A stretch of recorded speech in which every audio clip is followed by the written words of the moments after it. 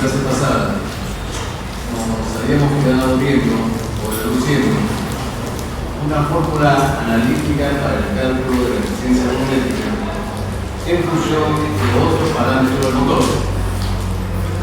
Pero previamente habíamos definido a la eficiencia volumétrica. Dijimos que la eficiencia volumétrica es un cociente que compara la cantidad real de mezcla o de aire que ingresa al motor en condiciones reales con respecto a la cantidad teórica que podría ingresar a esas mismas condiciones. El cociente que utilizamos para el cálculo de la eficiencia volumétrica es el que se muestra en el rectángulo amarillo, ¿no? Cantidad de mezcla aire-combustible, en el caso de los motores de encendido por chispa, o la cantidad de aire, en el caso de los motores diésel, con respecto a la cantidad teórica, ¿no? Que es lo que está en el denominador, la cilindrada total del motor, multiplicado por el número de ciclos por segundo que se realiza el motor y por la densidad del aire atmosférico.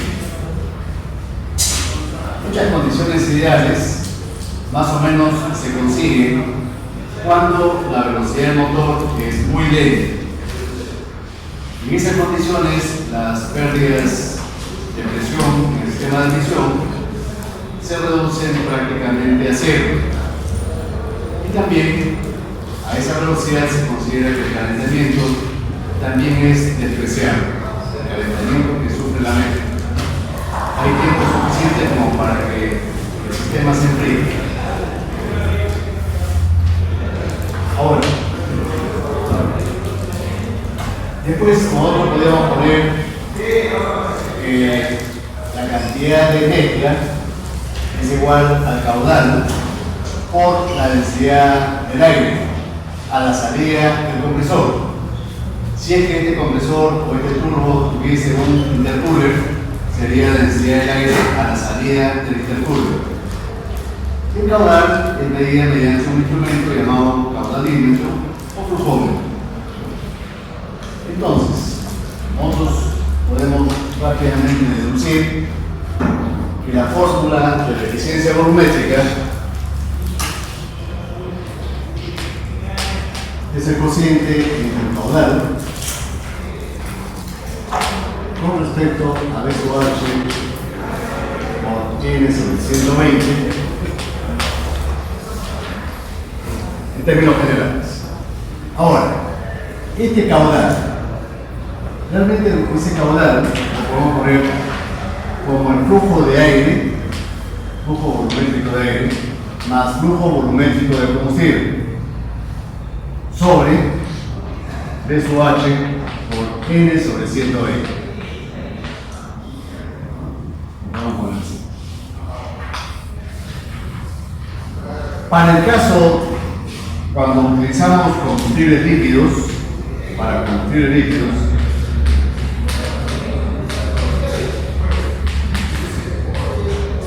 por ejemplo, gasolina, para la gasolina, el cociente entre la relación que hay entre el flujo de aire y el flujo de combustible, si nosotros planteamos la reacción química correspondiente, vamos a ver que este cociente fluctúa entre 56 y 57. Es decir, 57 metros cúbicos de aire por cada metro cúbico de combustible.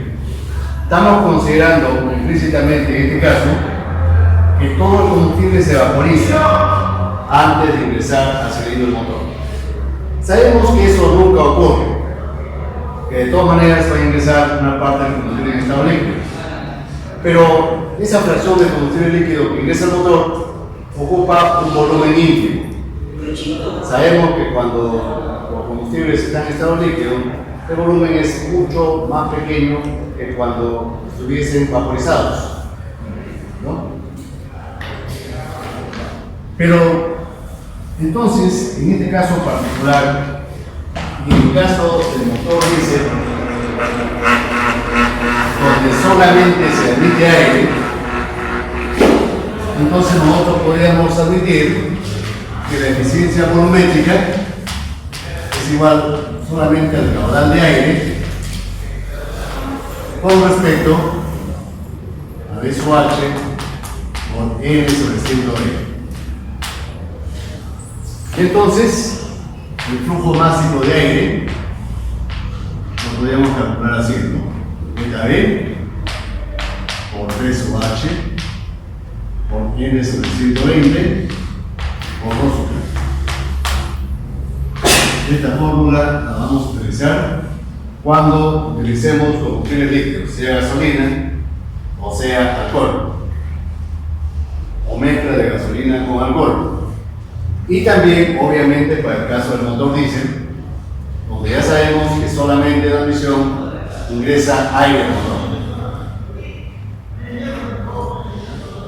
Pero, cuando utilicemos combustibles gaseosos, ¿qué cosa va a ocurrir? Si nosotros utilizamos GNV,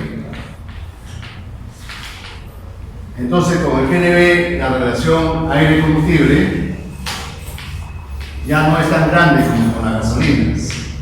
Aquí la relación es de 9,5 a 10,5.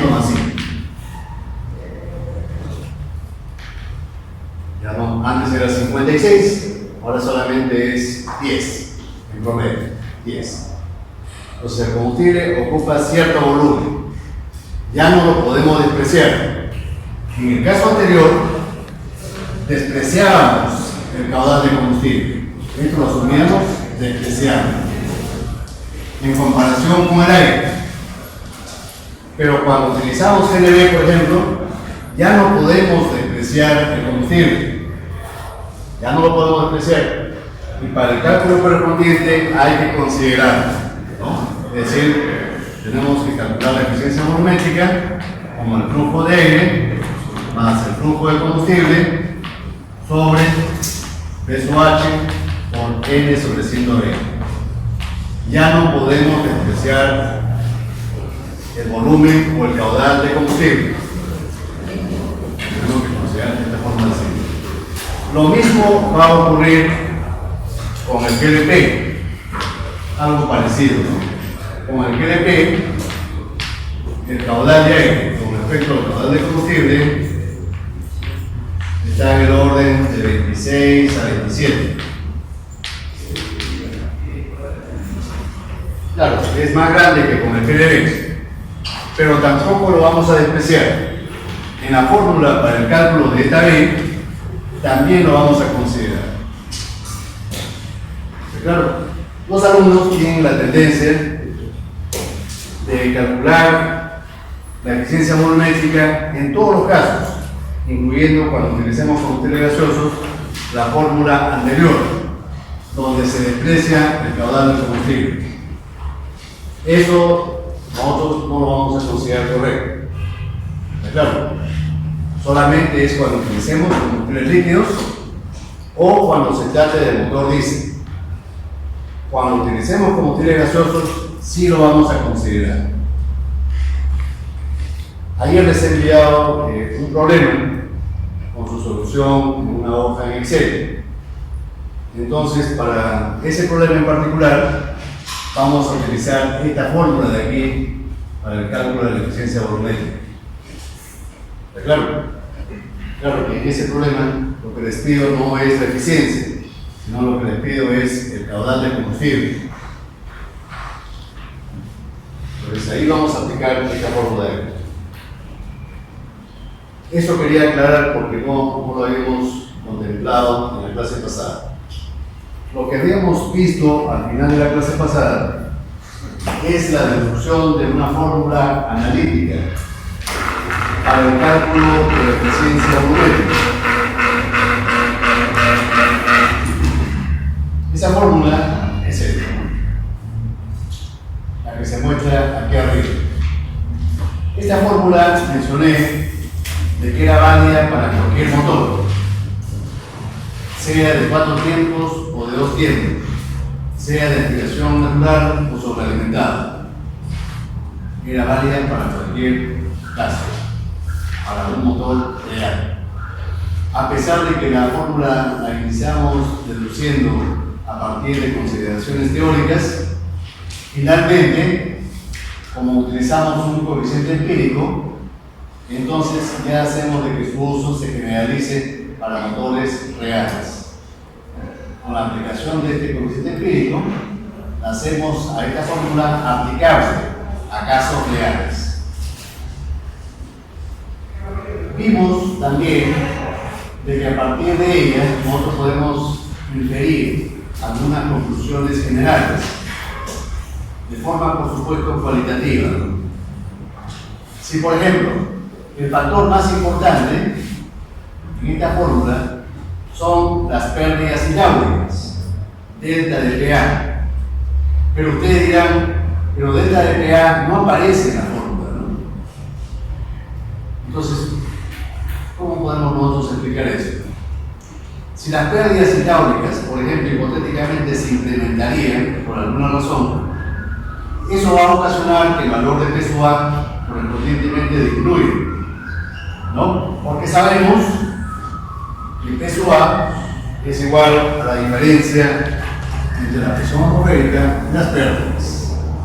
Nosotros sabemos que P sub A es igual a la diferencia de P sub 0 menos delta de P sub A. Si las pérdidas hidráulicas se incrementaran por alguna razón, obviamente eso va a ocasionar que la presión al final de la fricción disminuya. Y eso a la vez va a ocasionar que esta B baje. ¿Cierto? Entonces, eso está claro. De lejos, este factor es el más importante. ¿No? El primer factor es delta de PA, el factor más importante.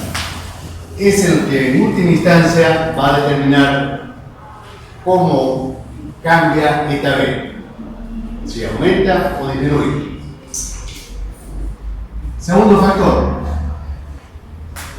gamma R. Gamma R es el coeficiente de gases residuales.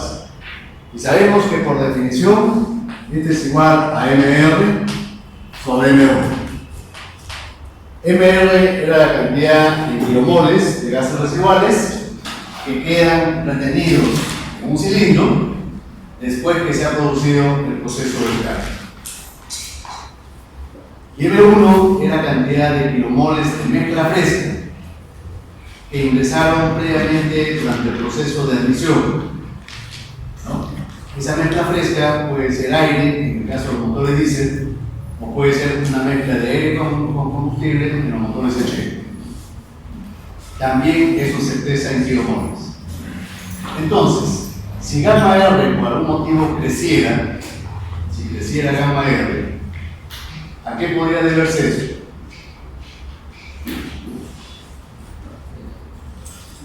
A que el motor podría estar yendo lento y no se está yendo la cantidad suficiente de aire que En todo caso, que aumentaba la cantidad de gases residuales con respecto a lo que ingresó previamente. ¿Cierto? Que MR ha aumentado comparativamente con M1. Eso nos indica que gamma R haya aumentado. ¿Y por qué MR pudo haberse incrementado? Por ejemplo, eso puede deberse a que las pérdidas en el escape también aumentaron. ¿Y cuándo las pérdidas en el escape aumentan? Por ejemplo, cuando aumentan el número de accesorios, ¿no? O si yo le pongo una tubería de escape angosta y larga, o si le pongo un silenciador artesanal o pequeño, o si le pongo muchas curvas con radio de curvatura pequeño, es decir, podos angostos, agudos. Todo eso podría provocar que MR aumente. Sí. hay veces que le ponen doble tubo de escape. ¿Eso es simplemente para que vea más bonito así o tiene algo?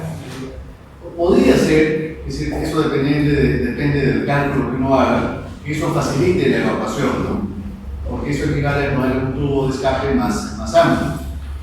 Si ese es el caso, entonces obviamente estamos facilitando la evacuación de gases y gamma R va a disminuir. Si gamma R disminuye, eso provoca el aumento de la eficiencia volumétrica, porque va a haber más espacio libre para que ingrese mezcla fresca. Y en algunos casos, en muchos de los casos, ponerle doble silenciador es una cuestión solamente ornamental, decorativa, no para que se vea que el motor es más potente, pero no siendo necesariamente. Eso depende del cálculo que uno haya hecho previamente. Muchas veces es una cuestión meramente decorativa. MR también puede aumentar cuando aumenta la velocidad del motor. ¿No? Cuando aumenta la velocidad del motor, ¿qué cosa ocurre? Se dificulta el ingreso de aire al motor, es decir, M1 disminuye cuando aumenta la velocidad, y a la vez se dificulta la salida de los gases de escape, por lo que estos gases quedan retenidos dentro del cilindro. Entonces, cuando aumenta la velocidad, baja M1 y sube MR. Por lo tanto, gamma R también aumenta con mayor razón, en mayor proporción. Como lo vamos a ver después. Después, el tercer factor, el calentamiento que sufre la mezcla fresca cuando ingresa por el ducto de admisión. Este calentamiento es inevitable. Es perjudicial, por supuesto, porque provoca la disminución de la eficiencia volumétrica. ¿Y por qué provoca la disminución de la eficiencia volumétrica? Porque baja la densidad, efectivamente. Baja la densidad, eso ocasiona que el flujo másico de aire o de mezcla también disminuye. Pero eso no podemos evitarlo porque las paredes del motor, incluyendo a la válvula de admisión, a medida que el motor vaya alcanzando su temperatura de equilibrio, va a estar más caliente que la temperatura del medio ambiente. Entonces, cuando el aire ingrese, inevitablemente esa mezcla o ese aire se va a calentar. Los fabricantes, para evitar un mayor calentamiento, muchas veces disponen que el colector de admisión se encuentre en el lado opuesto al colector de escape con respecto al monobloque. Y cuando es inevitable ponerlos en el mismo lado, se ponen deflectores para reflejar el calor. Solamente en algunos casos especiales, particulares, se admite un pequeño calentamiento, pero ese calentamiento solamente es para lograr que el combustible líquido que se ha inyectado, que se esté calculando, se logre vaporizar antes que ingrese al cilindro del motor. Eso ocurre, por ejemplo, cuando utilizamos etanol como combustible. El etanol, como ya sabemos, tiene un alto calor latente. Necesita mucho calor para vaporizarse. Entonces, en esos casos, sí se incluye un calentador que le proporciona calor a ese combustible para la vaporización. También los motores aeronáuticos también llevan este calentador, este intercambiador de calor. En altura ocurre que el aire generalmente está más frío que a nivel del mar. Mientras más alto fuera el avión, más frío está el aire que ingresa al motor. Y entonces podría ocurrir que se forme hielo dentro del tubo de admisión. Y ese hielo va a obstruir el movimiento de los elementos móviles. Solamente en esos dos casos de excepción se admite un calentamiento adicional. En todos los demás casos es conveniente reducir al máximo posible ese delta de T. Nunca lo vamos a poder reducir a cero, pero siempre es conveniente reducirlo. Y el tercer factor, el cuarto factor, ¿cuál es? ¿Cuál es? La sincronización de válvulas, ¿no? O también le podemos llamar reglaje. O el timing de válvulas. Es decir, los momentos de apertura y cierre de las válvulas de admisión y escape. Dijimos que este último parámetro solamente influye cuando cambia la velocidad. Si la velocidad no cambia, entonces este factor podemos pensar que no va a influir mayormente. Solamente cambia cuando aumenta o disminuye la velocidad. Entonces, cuando ahorita vamos a hacer el análisis, vamos a considerar que solamente este último factor influye cuando la velocidad ha cambiado. Pero también mencioné de que se podía deducir una fórmula particular para el caso de los motores de 4 tiempos, ¿no? Que era la última fórmula que se ve en el ECA, la de abajo. Y esa fórmula la obteníamos a partir de la definición de gamma R. Ya sabemos que gamma R es un cociente. Gamma R es un cociente.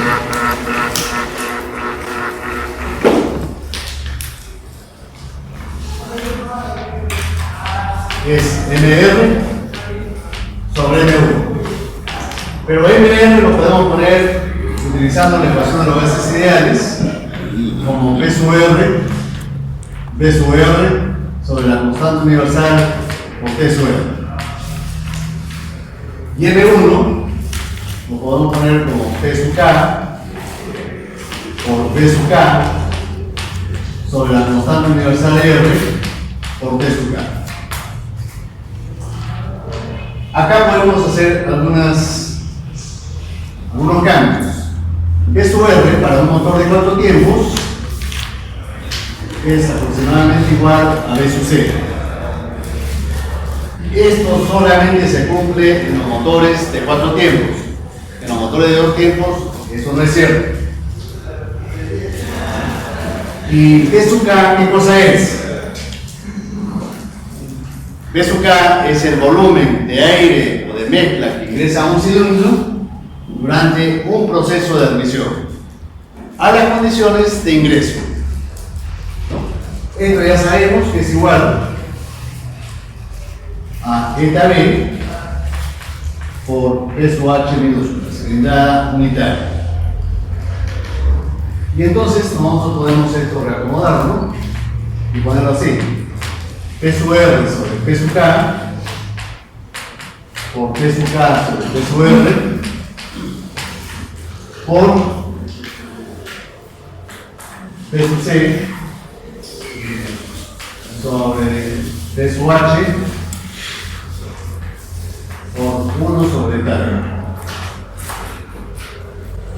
Pero P sub C sobre P sub H fácilmente lo podemos reemplazar utilizando la definición de la relación de compresión, epsilon. Y entonces esto se convierte, fácilmente se demuestra, que es igual a 1 sobre epsilon menos 1. Esto quedaría, por lo tanto, como P sub R sobre P sub K, o P sub K sobre P sub R, por 1 sobre epsilon menos 1 por eta E. Esto es gamma R.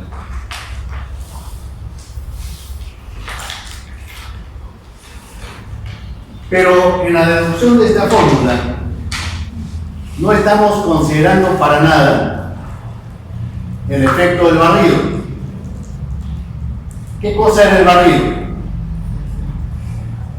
Es cuando el aire o la mezcla fresca salen del compresor a presión, ¿no es cierto? Y durante el traslapo eso ayuda a desalojar a los gases de escape. El aire fresco barre a los gases de escape o lo sopla a los gases de escape. Y entonces no estamos considerando para nada eso. Dijimos, por ejemplo, que si el barrido fuese perfecto, idealmente perfecto, ¿cuánto sería gamma R? 0. Entonces, el aire fresco expulsaría por completo a los gases de escape. Pero en la práctica eso no existe. Siempre va a quedar o van a quedar gases residuales. Entonces, a esto habría que afectarlo por un coeficiente. A ese coeficiente le vamos a llamar coeficiente de barrido o soplado, FISU S. Coeficiente de barrido o soplado. FISU S, ese coeficiente varía entre 0 y 1. Es 0 en el caso del barrido perfecto, ¿no? En un motor sobrealimentado con barrido ideal. Eso no existe. Y el caso extremo es cuando no hay barrido en absoluto.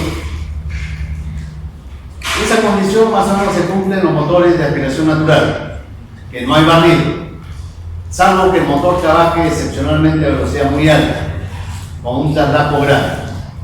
Pero eso no es el caso general. El caso general es que los motores de aspiración natural, prácticamente el barrido es inexistente. En ese caso de barrido inexistente, FISU S se acerca a 1. En los motores de aspiración natural, se acerca a 1. Salvo que se diga lo contrario en algún problema en particular. ¿De acuerdo? Entonces, si yo reemplazo esta fórmula en la fórmula de arriba, allá aparece un gamma R arriba, y yo simplifico y hago las transformaciones algebraicas del caso, voy a obtener esta segunda fórmula. Pero en esa segunda fórmula solamente es aplicable para los motores de 4 tiempos.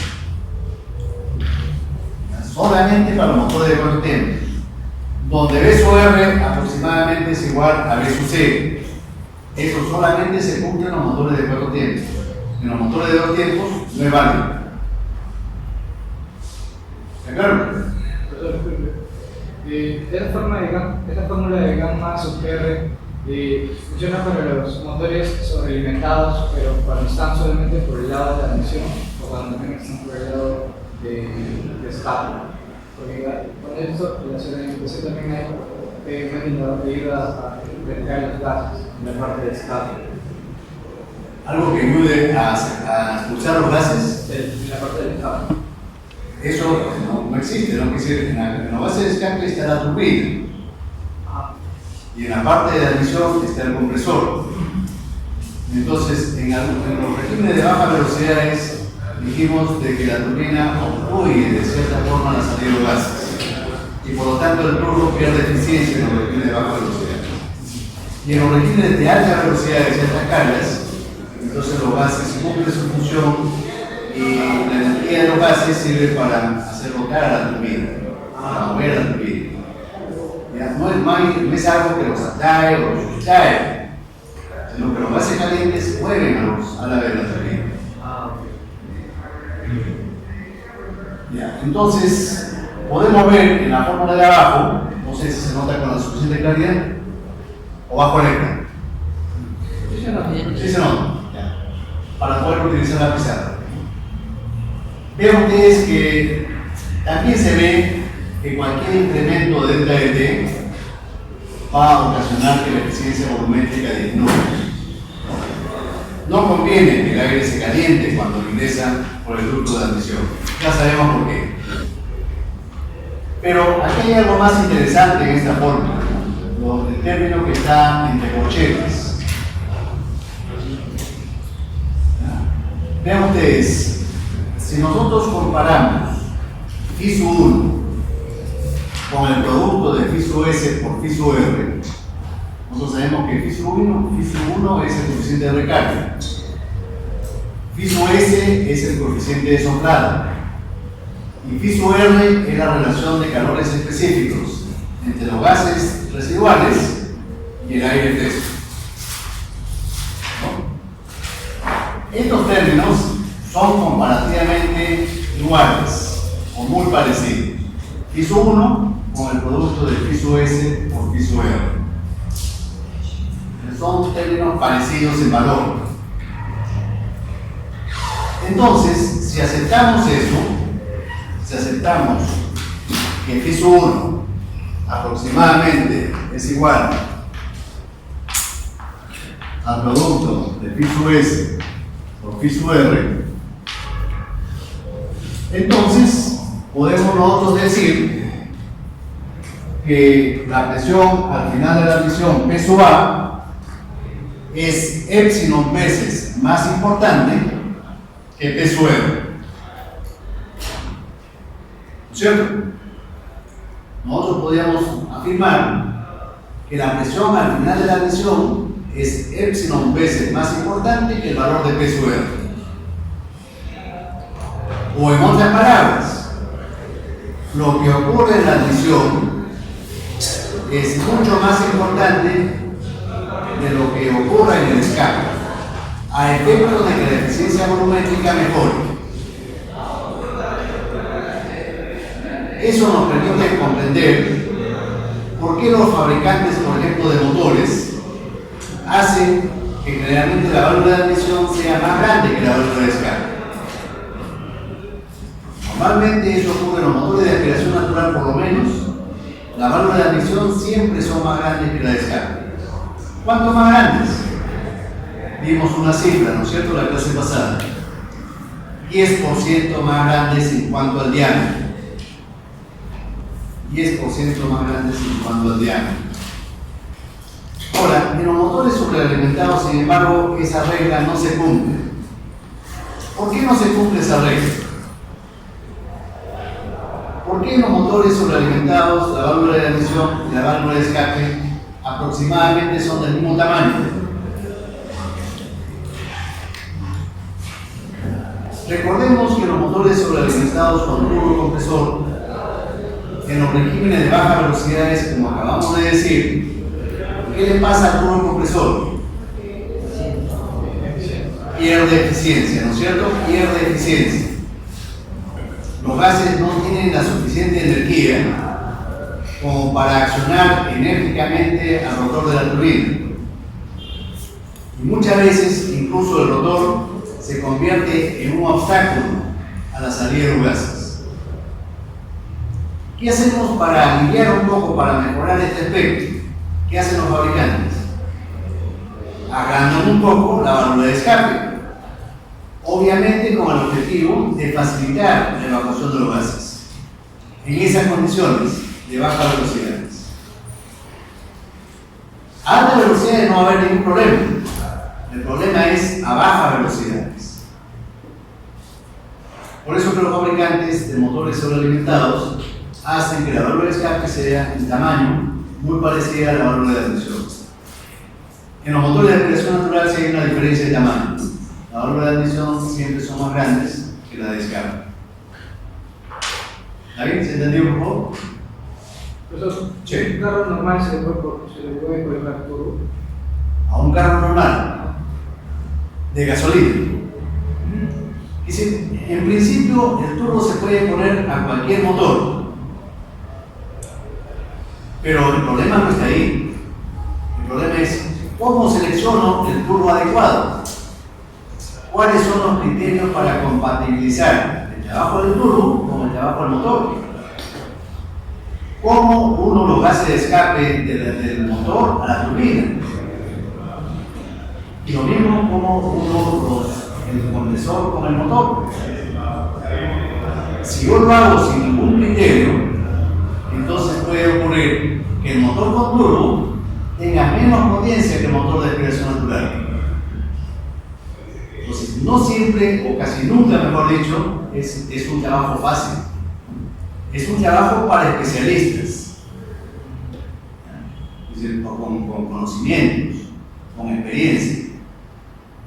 Si una persona sin conocimientos y sin experiencia se mete a hacer eso, le va a resultar caro en primer lugar y puede ser un trabajo totalmente inútil. Pero en principio, aún a cualquier motor se le puede poner un turbo.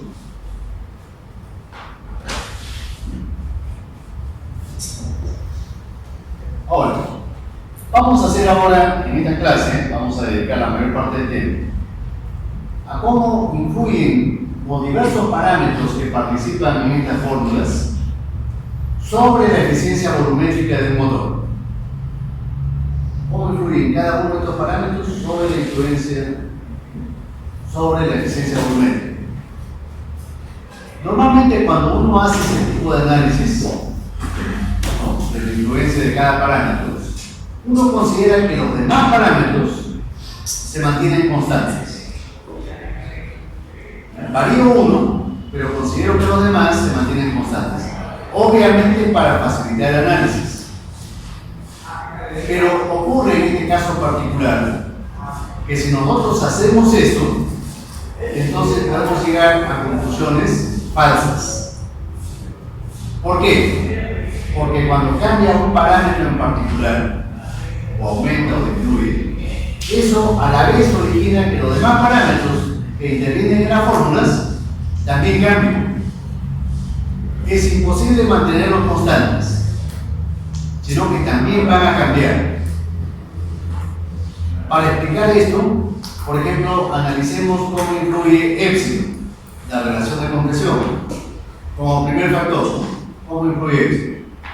Si nosotros vemos la fórmula de arriba, vemos que epsilon solamente participa explícitamente en esta fórmula, en este factor, perdón, en este factor. Epsilon sobre epsilon menos 1. Y entonces, ¿a qué conclusión podríamos llegar? ¿A qué conclusión falsa podríamos llegar?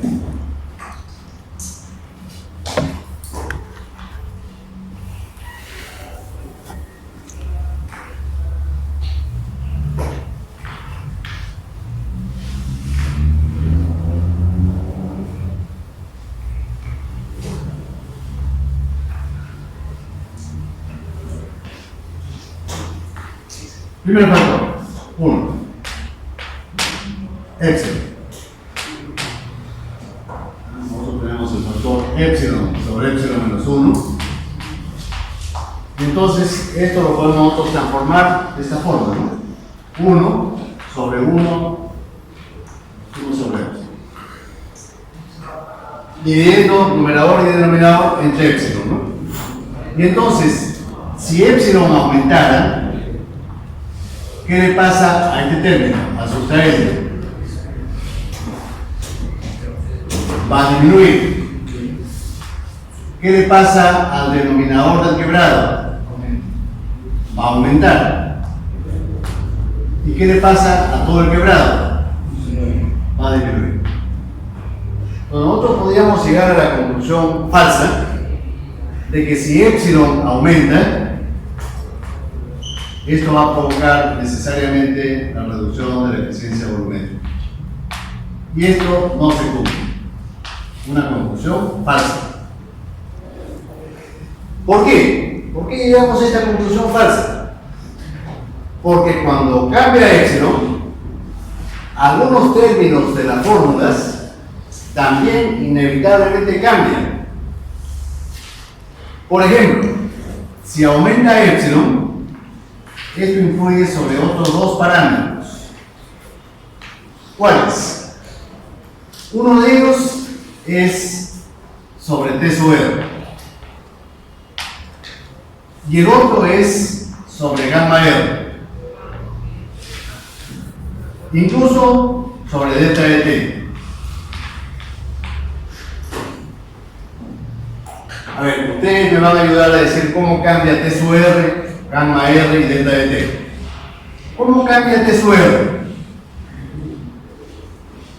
Si epsilon aumenta, ¿no es cierto que la expansión es más prolongada?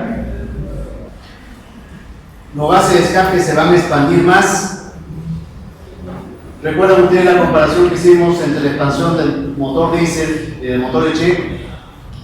¿Por qué los gases del motor diésel salen más fríos que en el caso de los motores H? ¿Por qué? Porque la expansión era más larga que el motor diésel. ¿No es cierto? Entonces, si aumenta epsilon, la expansión se vuelve más larga, delta, se vuelve más grande. Y esto va a determinar que T sub R disminuye.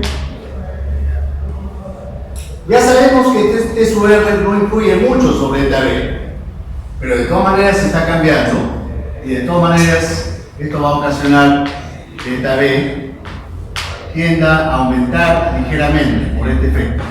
Es decir, el efecto es positivo, en otras palabras. Poco, pero influye. Ahora, ¿cómo es la influencia de epsilon sobre gamma R? Ahí la influencia es mayor. ¿Por qué? Ya sabemos que gamma R depende en gran medida del volumen muerto. ¿No es cierto? Para una misma cilindrada, aquel motor que tenga menor volumen muerto va a tener menos gamma R. Y en este caso va a ocurrir eso, ¿no? Cuando epsilon aumenta, para un motor de la misma cilindrada, si epsilon aumenta, eso va a ocasionar que el volumen muerto también disminuya. Y si el volumen muerto disminuye, ¿qué le pasa a gamma R? También va. ¿No es cierto? Recuerdan ustedes que B sub C es a B sub H, como 1 es a epsilon menos 1. Si nosotros mantenemos constante B sub H, si epsilon aumenta,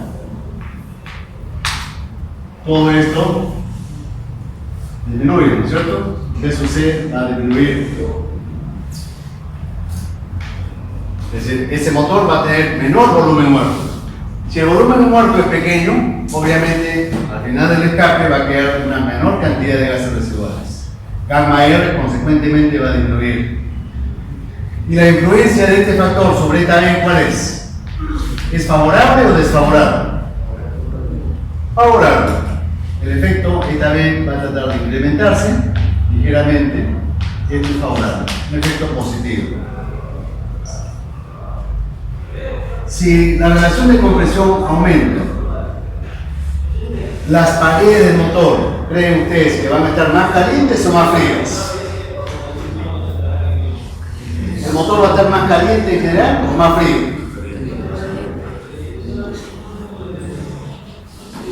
Más caliente, ¿no es cierto? Entonces, delta T va a crecer un poco.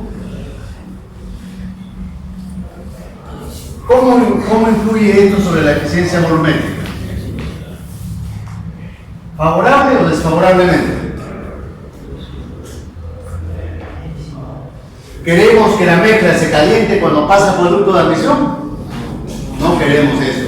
Entonces es desfavorable. El efecto es negativo. Entonces vemos que algunos factores influyen negativamente, como el primero y el último. Y hay otros que influyen positivamente, como el segundo y el tercero.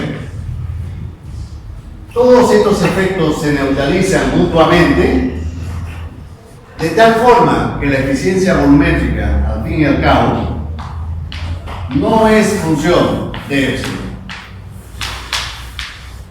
Y esto es una constatación experimental. Esto último es algo que se ha constatado experimentalmente. Primer factor. Segundo factor. El factor más importante, las pérdidas y llaves, delta de PA. ¿No es cierto? Delta de PA. Eso era el factor más importante.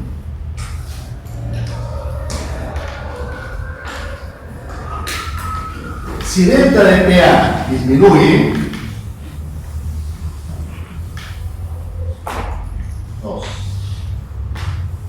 si delta de PA disminuye, esto va a ocasionar que la presión al final de la admisión aumente. Y viceversa también se cumple, ¿no? Si las pérdidas aumentan, eso va a disminuir. Pero, ¿estas pérdidas de qué dependen? Por lo que hemos visto en la clase pasada. ¿Función de qué es? Primeramente, es función de la geometría del sistema de admisión, que finalmente van a determinar cuánto es el coeficiente de pérdidas. Es decir, eso depende del número de accesorios, depende del acabado superficial interno, depende del número de codos, ¿no? Depende de cuán cerrada esté la válvula de mariposa, etc. Cuántas válvulas de admisión hay, cuántas de escape, etc.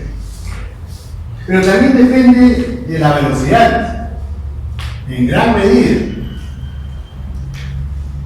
Si la velocidad aumenta, las pérdidas aumentan más todavía. Las pérdidas aumentan según el cuadrado de la velocidad. Si la velocidad se duplicara, por ejemplo, las pérdidas se van a cuadriplicar. Y finalmente, estas pérdidas dependen también del área de paso de la válvula de admisión, ¿no? El área de paso de la válvula de admisión.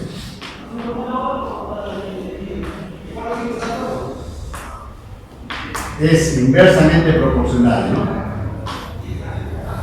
Ahora, para un motor determinado, para un motor cualquiera determinado, el primero y el último factor lo podemos considerar constantes para un motor determinado. Y entonces las pérdidas hidráulicas van a depender de la velocidad solamente. Y entonces nosotros podemos dibujar un gráfico más o menos de esta forma. Peso A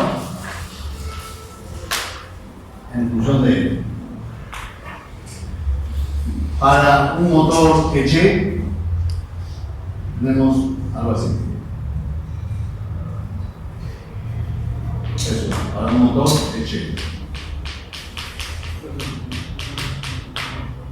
Y para un motor diésel, un valor más alto y la curva un poquito más plana, ¿no?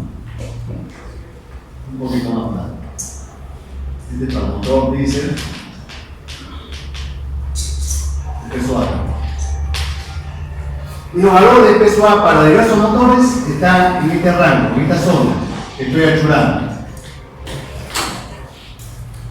Los valores más bajos corresponden a los motores Eche. Los valores más altos para el motor diésel. La pregunta que surge es la siguiente. ¿Por qué los motores Eche en general tienen menores valores de eficiencia volumétrica que los motores diésel? ¿Por qué el valor de peso A en los motores Eche es menor que en los motores diésel? ¿Cuál es la razón de eso? Hay dos motivos, dos razones.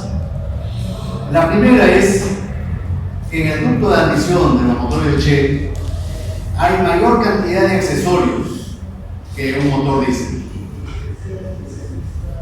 Hay válvulas o hay compuertas, la sección es más pequeña, etc. Mayores pérdidas primarias y secundarias. El motor diésel, recordemos que no tiene carburador, no tiene mariposa. Eso hace que las pérdidas sean menores en el motor. Primera razón. Segunda razón.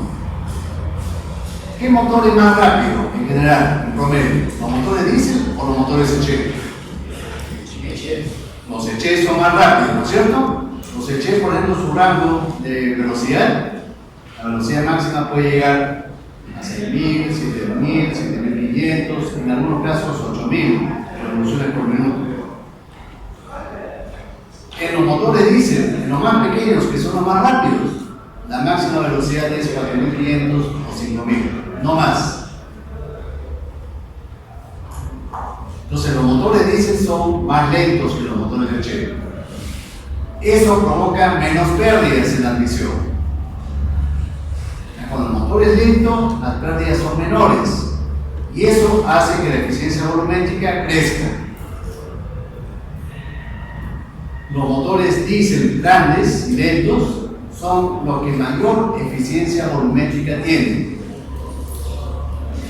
Y por el contrario, los motores automotrices Eche rápidos pequeños son los que más pérdidas y menores valores de eficiencia volumétrica vamos a encontrar. ¿Está claro? Otro factor. Tercero. la sobrealimentación y las condiciones de altura. Vamos a analizar simultáneamente la sobrealimentación y las condiciones de altura.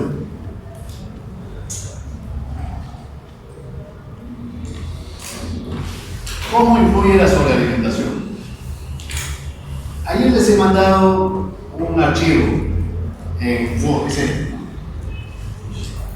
Influencia de la temperatura de la salida del tubo compresor en la eficiencia volumétrica de un motor.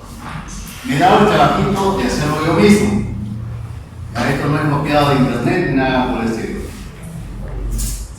Y al final les pongo un problema en general de admisión, ¿no? Es el proceso de admisión. Y la solución en una hoja de Excel. Entonces, ¿cómo influye la sobrealimentación en la eficiencia volumétrica?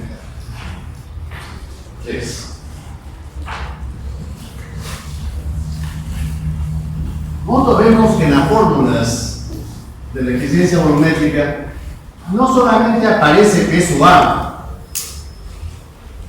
¿Qué cosa aparece entonces? En las fórmulas no aparece solamente peso A, aparece un cociente. ¿Cuál es el cociente? Peso A sobre peso K, tanto en la fórmula de arriba como en la fórmula de abajo. El término que nos interesa es peso A sobre peso K. Pero nosotros podemos ponerlo esto así: peso K menos delta de peso A sobre peso K. Y esto a su vez vamos a ponerlo 1 como delta de PA sobre peso K. A este término se le llama pérdidas relativas. A este término se le llama pérdidas relativas de presión. Pérdidas relativas. ¿Relativas a qué? Obviamente relativas a peso K. Con relación a peso K. Vamos a demostrar que en los motores sobrealimentados estas pérdidas relativas disminuyen con la sobrealimentación. Vamos a demostrar que si piso K aumenta, estas pérdidas relativas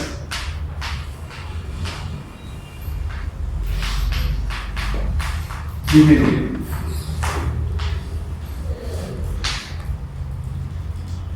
Esto equivale a decir que el peso A sobre el peso K va a aumentar.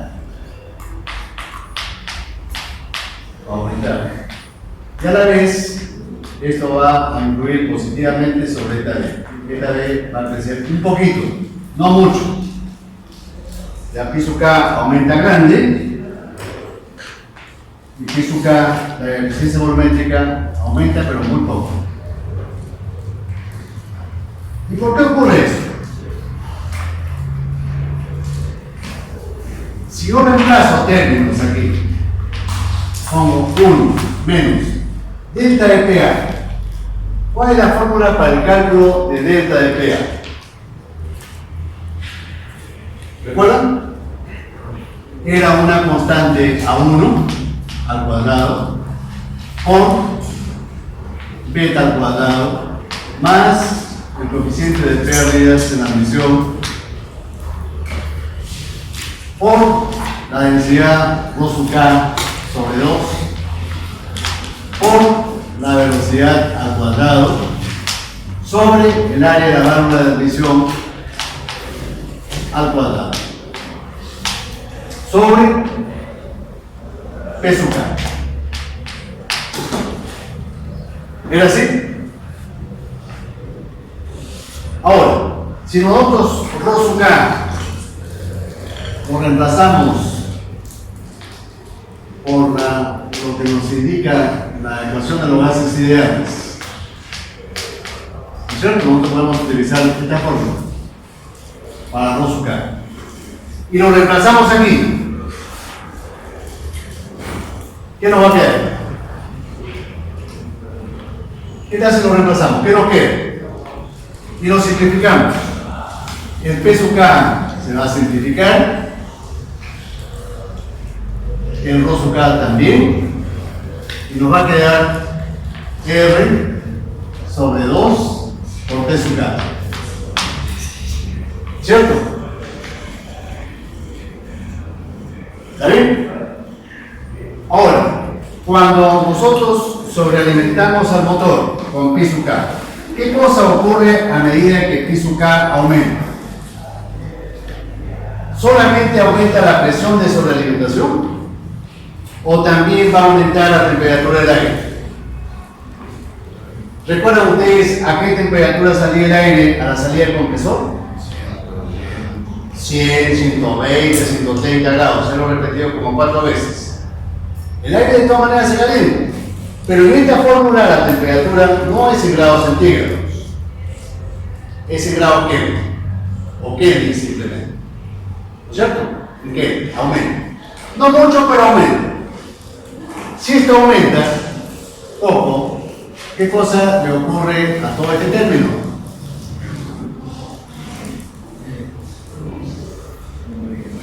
Va a disminuir las pérdidas relativas. Eso representa las pérdidas relativas. Disminuyen. Y si las pérdidas relativas disminuyen, ¿qué le pasa a toda esta diferencia?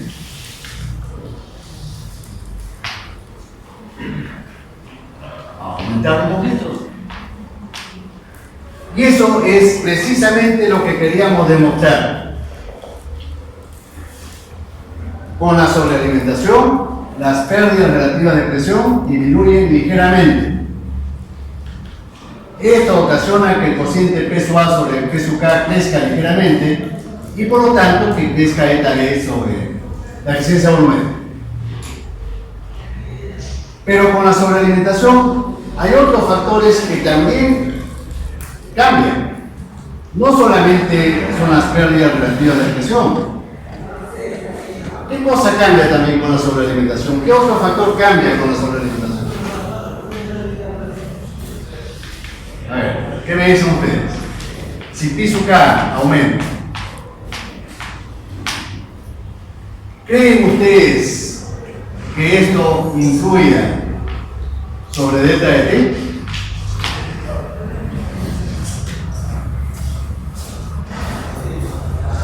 ¿Influirá? ¿O no?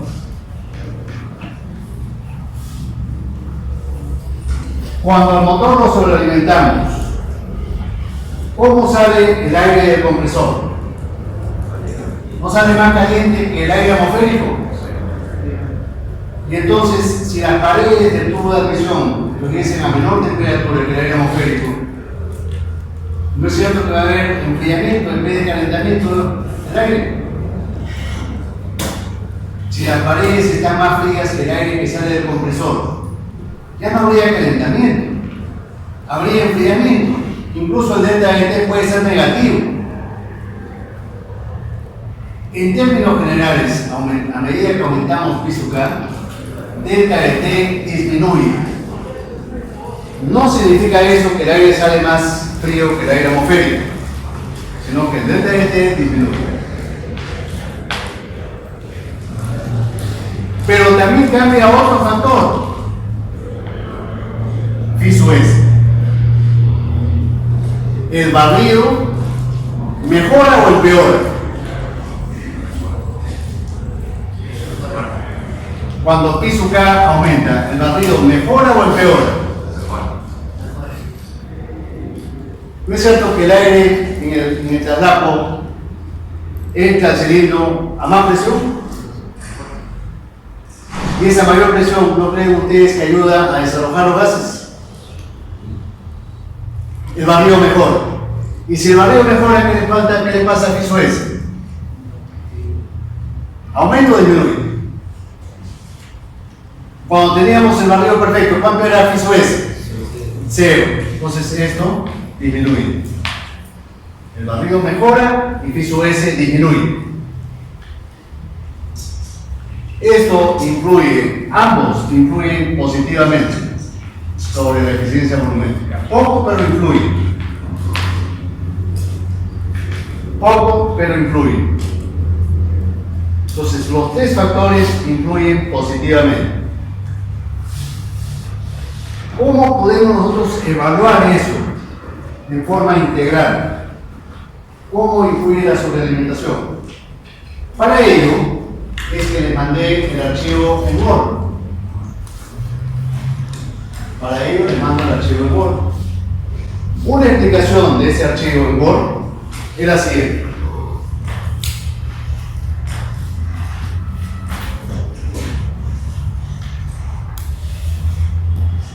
El flujo básico de aire con el motor con sobrealimentación.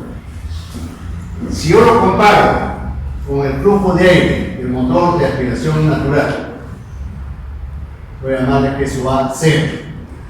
Y en el caso de la sobrealimentación, lo voy a llamar que eso va K. Y el de aspiración natural, 0.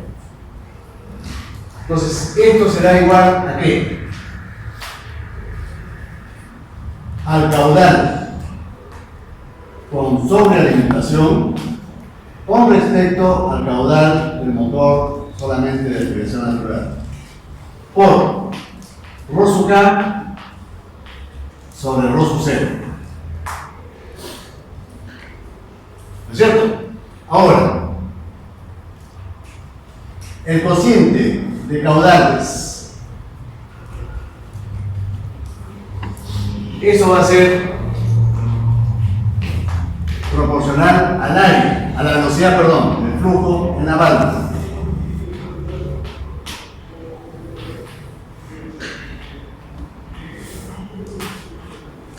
Y acá lo puedo multiplicar por el aire, ¿no?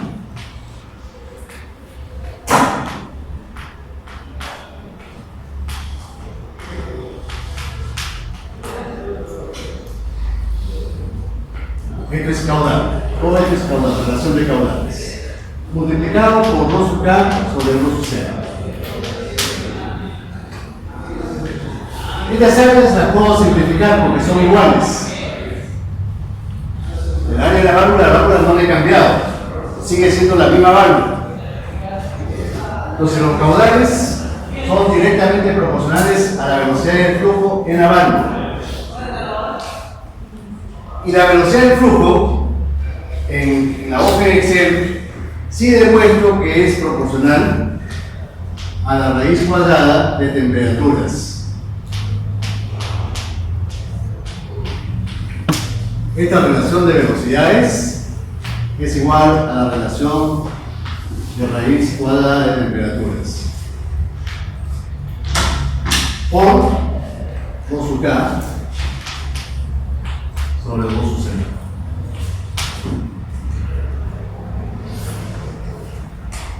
Las velocidades en general de un fluido son proporcionales a la raíz cuadrada de las temperaturas. En general, en los fluidos se cumple esa relación de proporcionalidad. La velocidad es proporcional a la raíz cuadrada de las temperaturas. Ya un indicio de eso es lo referente a la teoría cinética de los gases ideales. En la teoría cinética, la temperatura no era sinónimo de energía cinética. La teoría cinética de los gases ideales, eso se cumple, ¿no es cierto? Que las velocidades son proporcionales a la raíz cuadrada de las temperaturas. En mecánica de fluidos de flujos compresibles también se considera eso. En la hoja, en Word, les hago la demostración completa de eso, ¿no? Haciendo uso de la primera ley de la termodinámica. Esta conclusión se llega haciendo uso de la primera ley de la termodinámica. Entonces podemos demostrar, nosotros sabemos por otro lado, de que el flujo de aire de un motor sobrealimentado con respecto a un motor de aspiración natural es proporcional a eta B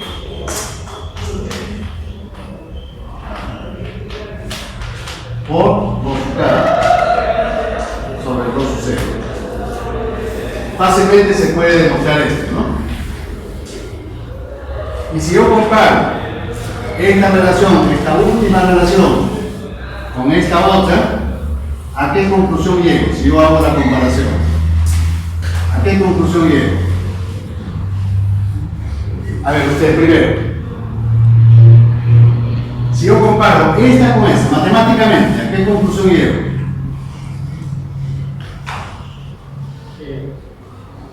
Mentalmente, es elemental. Las eficiencias volumétricas son proporcionales a la relación, a la raíz cuadrada de las temperaturas.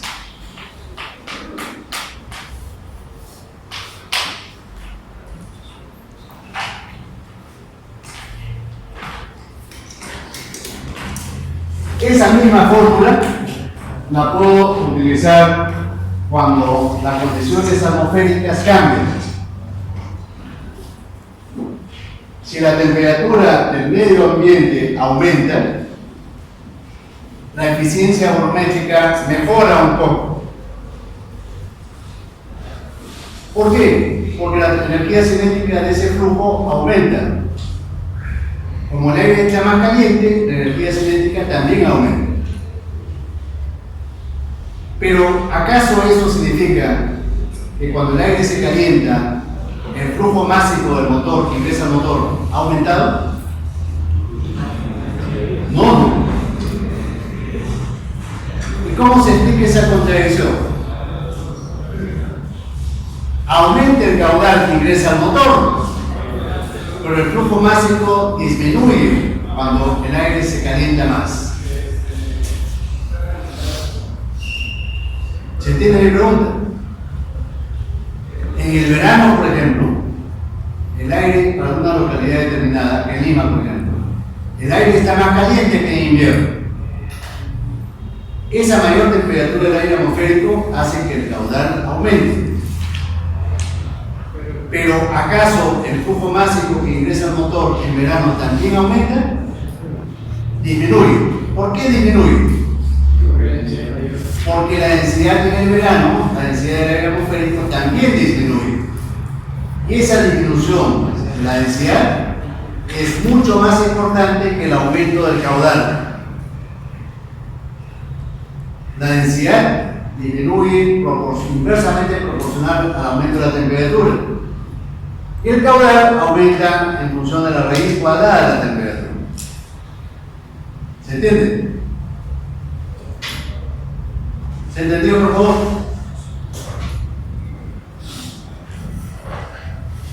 Entonces, en el invierno el motor desarrolla más potencia que en el verano. En el invierno los motores desarrollan más potencia que en el verano. Ahora, si yo comparo las condiciones de altura, por ejemplo, si comparo el funcionamiento de un motor acá en Lima, un segundito, por favor, con respecto al mismo motor en San Mateo. Pero en Lima voy a considerar un día de invierno, un día frío de invierno. Y en San Mateo voy a considerar un clima cálido a mediodía. ¿Qué cosa va a significar? El día cálido de San Mateo va a determinar que el caudal que ingrese a ese motor sea mayor que el Lima. El caudal. Pero eso no significa que el flujo másico en San Mateo sea mayor que en Lima. Sabemos que en San Mateo la densidad del aire es mucho menor que en Lima. ¿Por qué? Porque la presión atmosférica en San Mateo es mucho menor que en Lima. Y la densidad es un factor mucho más importante que la eficiencia volumétrica en este caso particular.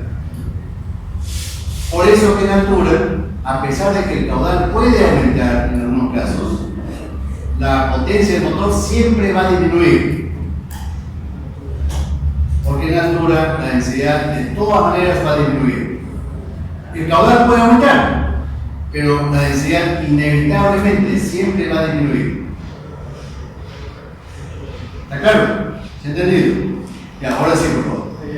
Mi pregunta era, la eficiencia volumétrica bueno, el motor tiene más potencia cuando es la temperatura baja.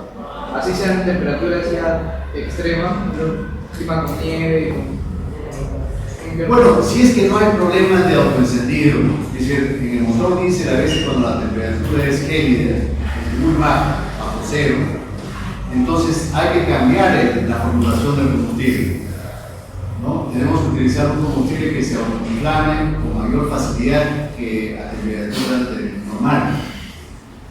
Si no cambiamos el combustible, entonces el combustible puede llegar incluso a no autoencenderse. Y si no se autoenciende, entonces la potencia baja drásticamente.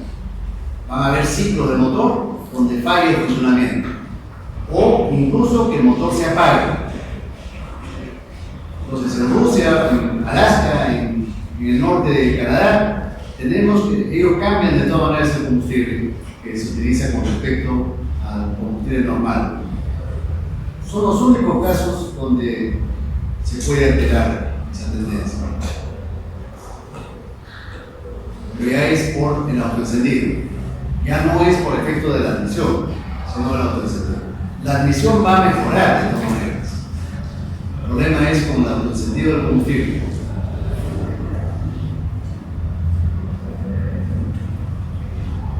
Otro factor.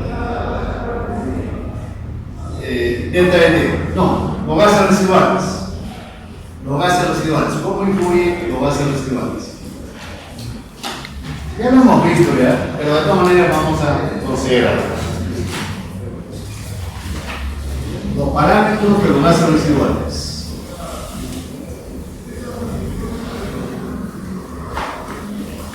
Bueno,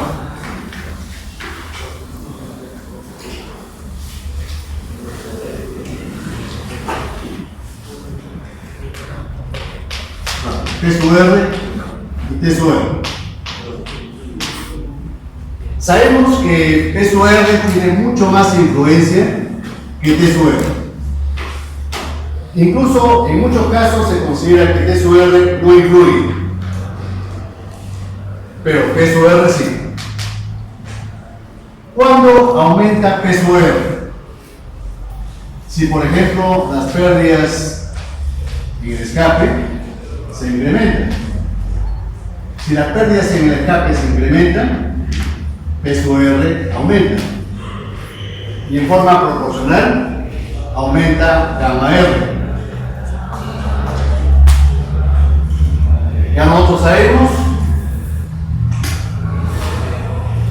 en un gráfico P sub E, PV,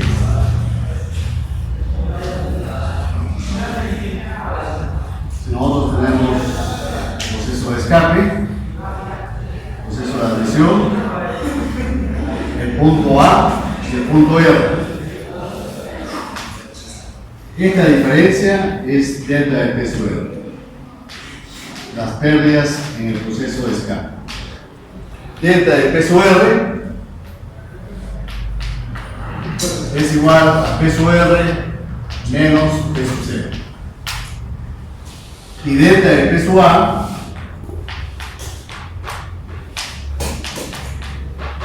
es igual a P sub 0 menos P sub A. Al revés, ¿no? Uno de los principales factores que influye sobre las pérdidas hidráulicas en el escape, al igual que en la admisión, es la velocidad. Si la velocidad aumenta para un motor determinado, no solamente aumentan las pérdidas en la admisión, aumentan notablemente, ¿no? Como ya sabemos, sino que también aumentan las pérdidas en el escape. Al aire le es más difícil ingresar y a los gases de escape le es más difícil salir al exterior. El primer factor hace que P sub A decrezca notablemente, si es que la velocidad aumenta. Y este mismo factor hace que P sub R aumente notablemente cuando aumenta la velocidad. El efecto Pontiac. Nuevamente utilizando este diagrama. ¿Qué pasa si el punto R, la presión peso R se incrementa? Por ejemplo, cuando aumente la velocidad, ¿qué va a pasar? Entonces el diagrama va a ser así.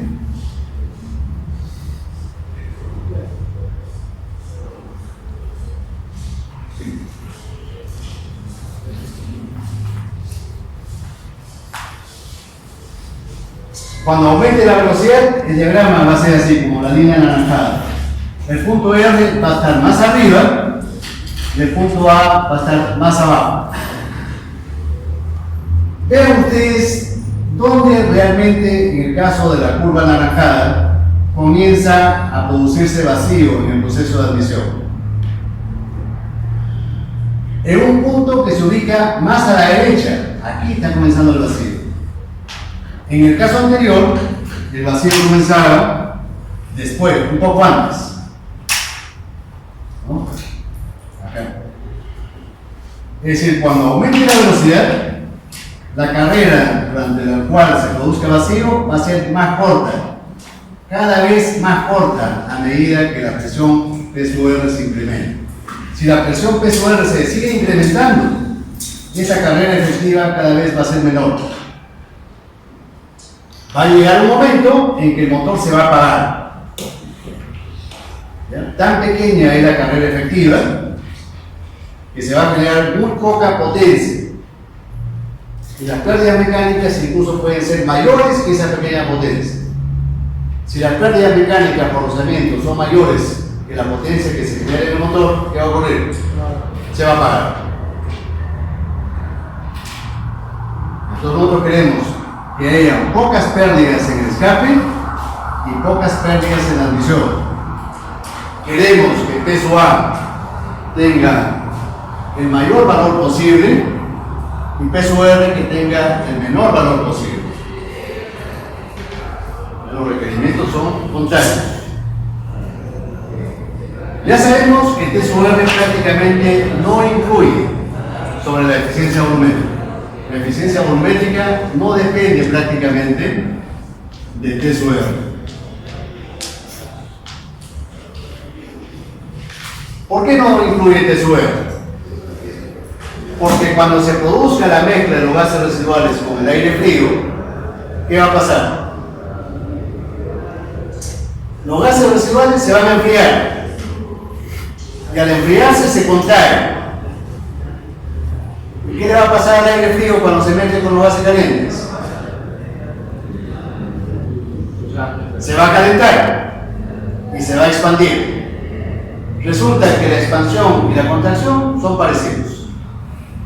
La expansión del aire caliente va a ser parecido a la contracción de los gases residuales que han quedado. Por eso que no influye. Si aumento yo la temperatura del peso R, entonces la contracción de los gases residuales va a ser más grande y la expansión del aire frío va a ser más grande también. ¿Está claro? Los peso R casi no influyen. Otro factor, la carga del motor. Este factor sí es importante para nosotros. La carga del motor.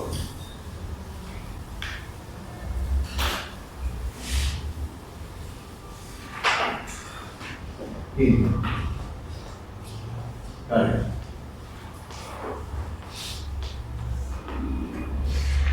Cuando hablamos de carga me estoy refiriendo a la potencia del motor, lo vamos a llamar NE,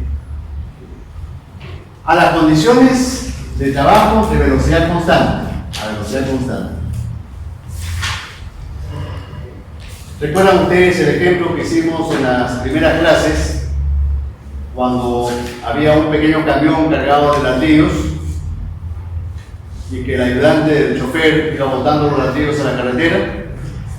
La condición era que el motor trabajase a velocidad constante.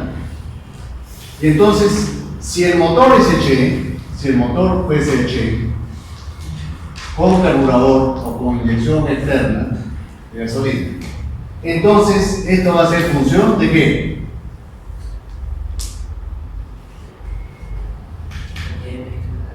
De la cantidad de mezcla, efectivamente. ¿Y la cantidad de mezcla función de qué cosa es?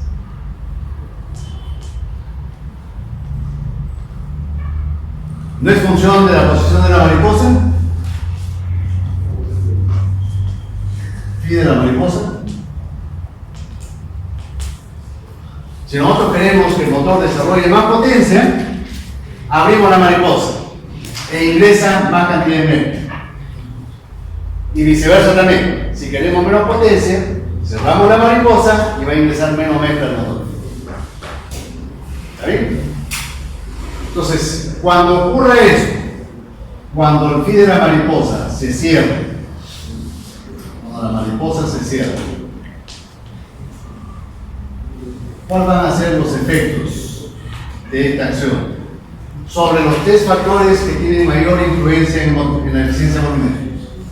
Delta de PA,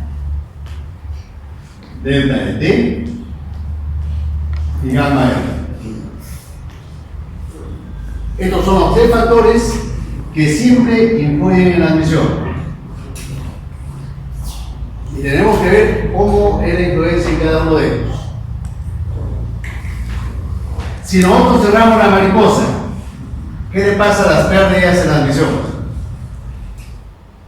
Si yo cierro una mariposa, ¿no significa que las pérdidas hidráulicas han aumentado? ¿Que el coeficiente de pérdidas también ha aumentado? ¿No es cierto? Esto va a aumentar el coeficiente de pérdidas. Y esto va a ocasionar que delta de PA aumente. Ya sabemos que este factor es el más importante sobre la eficiencia volumétrica. Y esto va a ocasionar un efecto negativo sobre la eficiencia volumétrica. Y como es el factor preponderante, ya de antemano yo puedo predecir que la eficiencia volumétrica de toda manera va a bajar. Así los otros factores mejoren, la eficiencia volumétrica de toda manera va a bajar. Pero veamos de todas maneras, ¿qué cosa ocurre con delta de T y gamma R? Primeramente, con respecto a gamma R, ¿qué le ocurre a gamma R? Sabemos que gamma R es igual al cociente de MR sobre M1. Cuando yo cierro la mariposa, no solamente disminuye la cantidad de mezcla fresca, acá esto disminuye, ¿no es cierto? Porque estoy cerrando la mariposa, estoy obstruyendo la entrada del aire. ¿Y qué cosa le pasa a MR? En cada ciclo, en cada cilindro. Aumenta. A ver, repensemos eso, nuevamente. Claro, la respuesta automática es provocativa, ¿no? Aumentar. A ver, si la velocidad no ha cambiado, no le he puesto una válvula de mariposa en el escape, ¿no es cierto? No he cambiado el volumen muerto. Entonces, ¿por qué tiene que aumentar? ¿No era cierto que el volumen muerto era el factor más influyente sobre la cantidad de gases residuales? ¿He cambiado ese volumen muerto? No. ¿Le he puesto una mariposa en el escape? Tampoco. ¿He aumentado la velocidad? Porque si hubiera aumentado la velocidad, MR se aumenta, ¿no? Porque a los gases de escape les es más difícil salir. Pero acá no he cambiado la velocidad tampoco. Entonces, este parámetro se mantiene constante. Pero todo el cociente, ¿qué le ocurre? Aumenta. Y el efecto sobre la eficiencia volumétrica disminuye. Poco, pero influye. Mucho menos que en el caso anterior. Falta delta de T. ¿Qué le pasa a delta de T? Vamos a ver. A priori no estaríamos eliminando.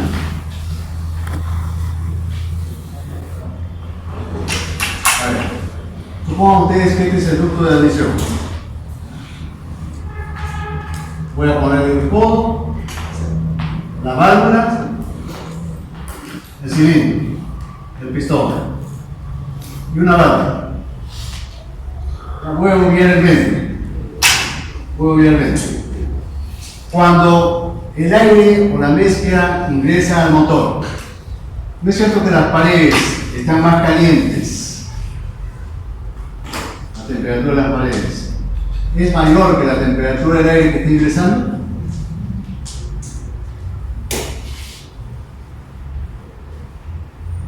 Las paredes están más calientes que el aire que ingresa. Y si ocurre eso, pues no se va a generar convección de calor. Y la convección de calor va a hacer que las paredes calienten al aire.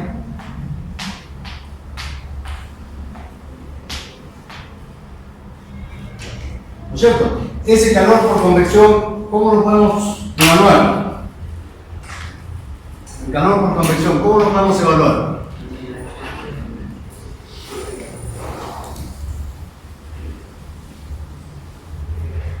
Calor por convección sería H, el coeficiente H de convección, por el área de transferencia de calor, por la diferencia de gradiente de temperaturas entre las paredes y el aire que está ingresando. Y esto lo igualamos aquí.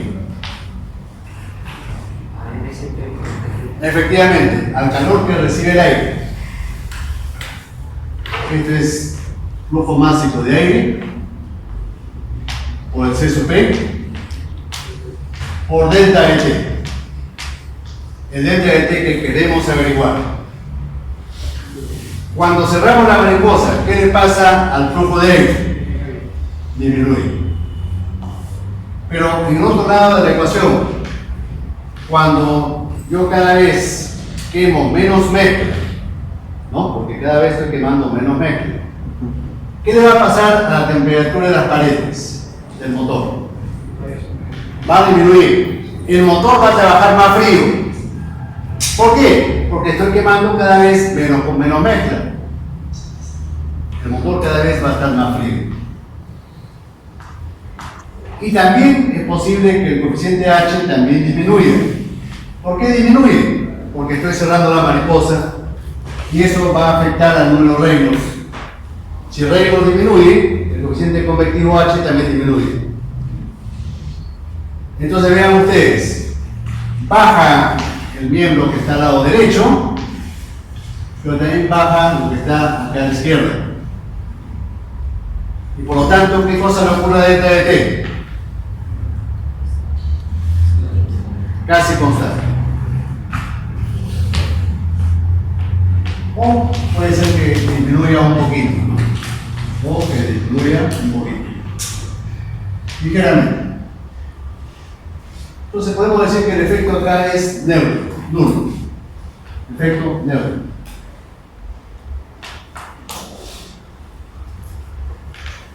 Si yo hago el gráfico de esto, voy a ver que P sub a medida que aumenta la potencia del motor, o lo mismo que yo voy abriendo la mariposa, no son proporcionales, pero ambos crecen en el mismo sentido. Entonces P sub A, vamos a tener algo así, como esto. P sub A. Gamma R, lo contrario, disminuye. Y eta B tiene una tendencia parecida a P sub A.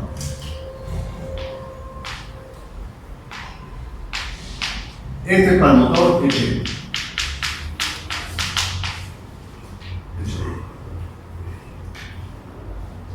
El motor y la eficiencia volumétrica mejoran notablemente con altas cargas.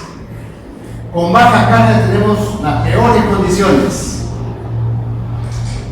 Con bajas cargas, cuando la mariposa está casi cerrada, tenemos las peores condiciones.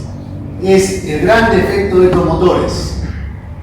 Y el gran causante de esto es esa válvula. ¿Ya? Es el peor defecto que tiene la válvula. En el motor diésel, ¿Qué va a ocurrir en el motor diésel? Vamos a ver.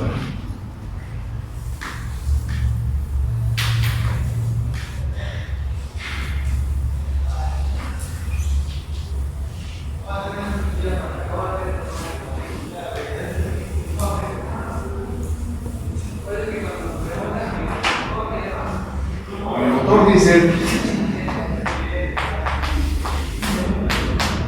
la potencia del motor a velocidad constante, ya no la regulo con una válvula de mariposa, sino la regulo a través de la cantidad de combustible que ingresa al motor. ¿Qué sucede? La regulo con el combustible. ¿Qué cosa va a ocurrir cuando G(C) disminuye y la potencia del motor también disminuye? ¿Qué cosa le va a ocurrir a estos tres factores que hemos enumerado? Delta de TA, delta de T y gamma R.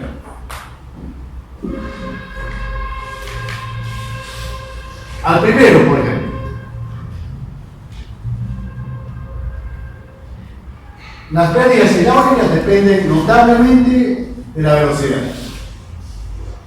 Pero si la velocidad no cambia, entonces las pérdidas hidráulicas no deberían cambiar. Y en este caso, con mayor razón, porque no hay ninguna válvula de mariposa. Si hubiese una válvula de mariposa, ahí sí cambiaría. Pero acá no tenemos ni válvula de mariposa y además la velocidad del motor es constante. Entonces, estas pérdidas aproximadamente son constantes.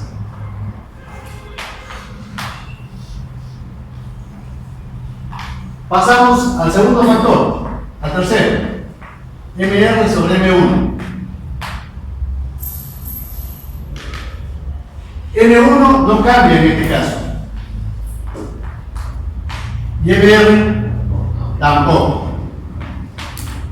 Por lo tanto, gamma R es constante. El efecto es nulo. El primero también era nulo. Efecto nulo. Solamente queda por analizar delta de T. ¿Qué cosa le ocurre a delta de T? ¿Qué cosa cambia en este análisis que hicimos? Ya no hay válvula de mariposa. Se sigue cumpliendo que la temperatura de las paredes es mayor que T sub 0. Esta ecuación que hemos planteado acá de igualdad de calores se mantiene. Lo que no se mantiene son las tendencias. El flujo máximo de aire, ¿qué cosa le ocurre en este caso? Es constante. No hay ni mariposa y además la velocidad es constante. Las paredes, cuando yo baje la cantidad de combustible, sí se van a enfriar. El motor cada vez va a trabajar más frío a medida que yo inyecte menos combustible. El coeficiente H ya no va a cambiar porque está entrando la misma cantidad de aire. El Reynolds se va a mantener constante. En consecuencia, ¿qué le va a pasar a delta de T? Va a bajar. Disminuye. Va a ir disminuyendo. Delta de T va a ir disminuyendo. Y el efecto de este factor sobre la eficiencia volumétrica, si el aire se calienta menos cuando ingresa por el ducto de admisión, ¿eso es favorable o no? Sí, ¿no? No queremos que el aire se caliente. Pero sabemos que el efecto es pequeño. Va a aumentar, pero muy ligeramente. No es el factor preponderante. El preponderante es el primero. Entonces, la eficiencia volumétrica, en función de la potencia del motor o de qué sucede, son abscisas paralelas, tendríamos que la eficiencia volumétrica va a ir disminuyendo ligeramente con la carga. Ligeramente. De tal forma que en la potencia nominal, con respecto al vacío, la diferencia es de 4 a 5%. Cuando la carga es cero, se le llama vacío. Cuando la carga es cero, cuando la potencia es cero, se le llama vacío. Y cuando la carga es máxima, le vamos a llamar nominal. ¿Está claro? Entonces la diferencia entre el vacío y el régimen nominal, y en cuanto a la eficiencia volumétrica, es un ligero descenso de 4 a 5%. Y a veces incluso menos. En muchos motores esto casi es una recta horizontal, en muchos motores. Ese gráfico que he hecho es para un motor de aspiración natural, no es para un motor sobrealimentado.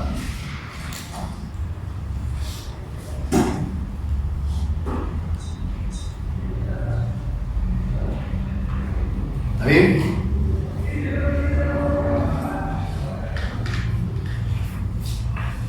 Otro factor, la velocidad.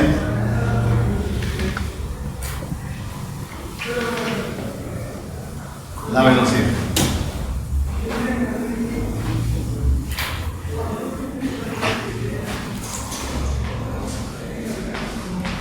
Si la velocidad aumenta, esto va a influir en esos tres factores que hemos puesto ahí: las pérdidas hidráulicas, delta de T, gamma R. Pero hay un tercer factor, un cuarto factor, perdón: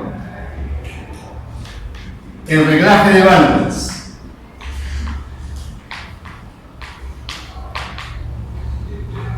Vamos a entender como reglaje los momentos de apertura y cierre de válvulas.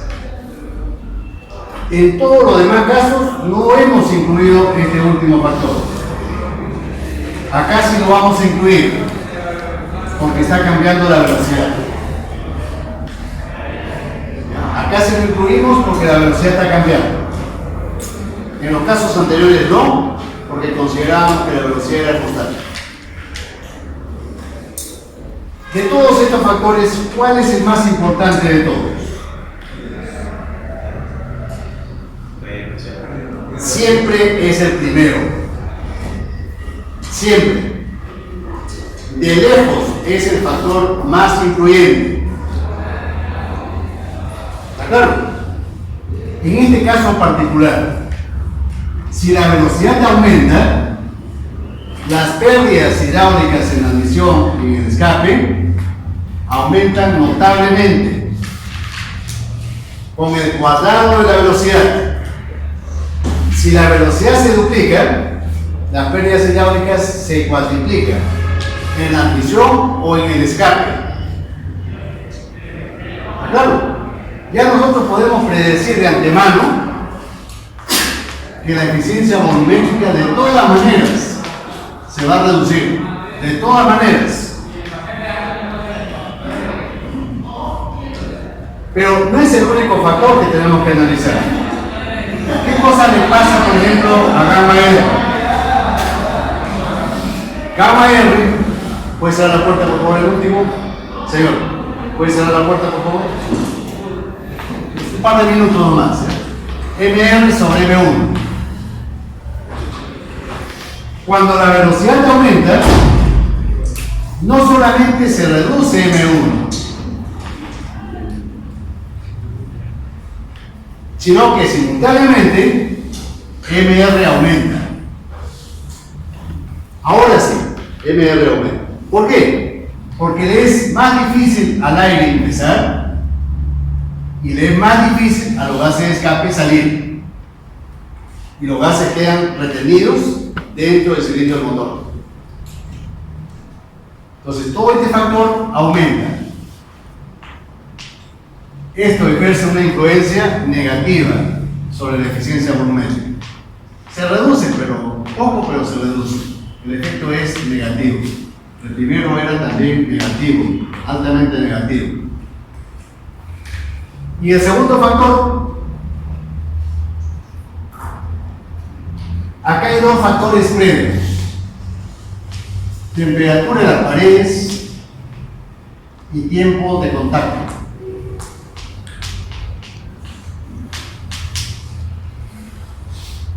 Las paredes del motor, cuando el motor trabaja a mayor velocidad, ¿son mayores o menores? ¿Han inflado llanta de bicicleta con inflador manual? Sí. ¿Sí? Cuando lo accionan rápidamente al inflador manual, ¿no es cierto que al poco rato ya las paredes del inflador están calientes? Sí. ¿Y por qué ocurre esto? Porque en cada embolada, si yo lo acciono cada vez más rápido, el tiempo para que se enfríe cada vez es menor. No le doy tiempo al aire a enfriarse, ni al inflador tampoco. Por eso es que se calienta. Al motor le ocurre exactamente igual. Cuando el motor trabaja a altas velocidades, la temperatura de las paredes se incrementa. Pero ¿qué le pasa al tiempo de contacto?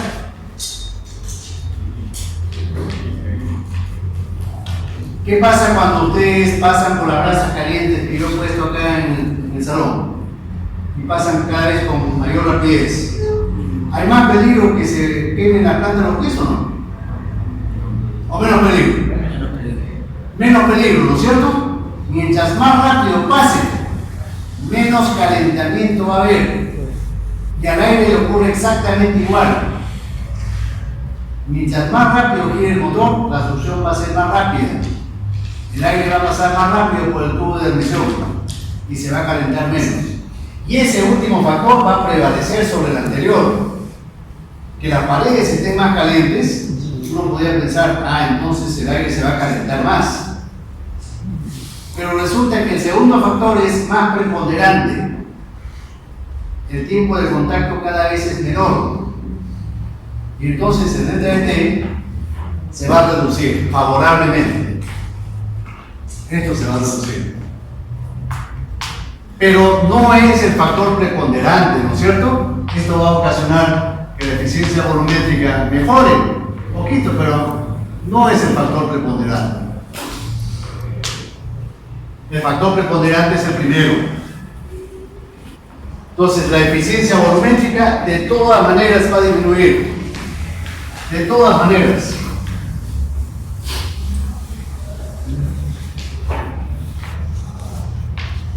Si nosotros dibujamos la eficiencia volumétrica en función de él, si no consideramos la optimización del reglaje de válvulas, si no lo consideramos,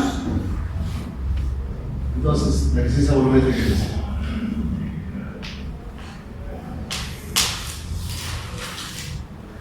Si para cada velocidad nosotros optimizaríamos los momentos de apertura y cierre de válvulas, esto mejoraría y tendríamos algo más.